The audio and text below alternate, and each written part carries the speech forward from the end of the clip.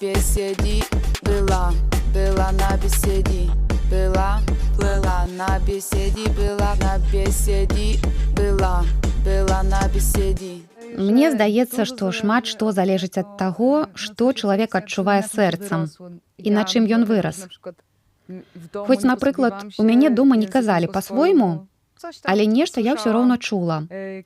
Напэўна, нейкія асобныя словы былі, але ўсё роўна. Дзякуючы іншым традыцыйным калектывам, я праніклася гэтай культурай і як бы адчула, што гэта вельмі маё.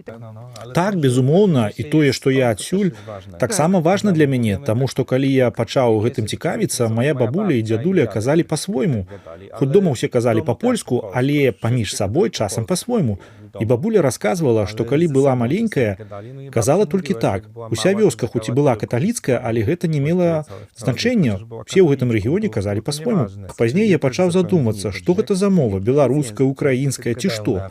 По-беларуску, по-украінску, co to jest? A to właśnie tak, że oni wszyscy... І аказалася, што ўсе проста казалі па-свойму. І гэта вельмі чароўна, калі хочаш зрабіць у музыцы нешта аўтэнтычнае, сапраўднае, нешта сваё, а не проста браць нейкія сусветныя тренды. Nie tylko brać trendy jakieś takie z całego świata, tylko coś wyciągnąć takiego, wiesz, od siebie, nie?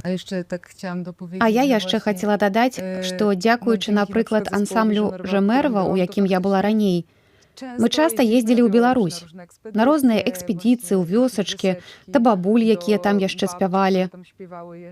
І мяне вельмі кранула, што нягледзячы на мяжу, нягледзячы на тое, што мы праводзілі шмат часу ў чэргах на мяжы, аказалася, што з людзьмі там мы можам цудоўна размаўляць, бо яны кажуць, па сутнасці, на той жа мове. І менталітэт у нас вельмі падобны. Гэта прымусіла задумацца. Гэтыя межы існуюць толькі на карце. А па сутнасці нам нават бліжэй да тых людзей, чым, напрыклад, да палякаў з захаду. І для мяне гэта было такім адкрыццём. Калі б не межы, мы б на самай справе былі адной сям'ёй.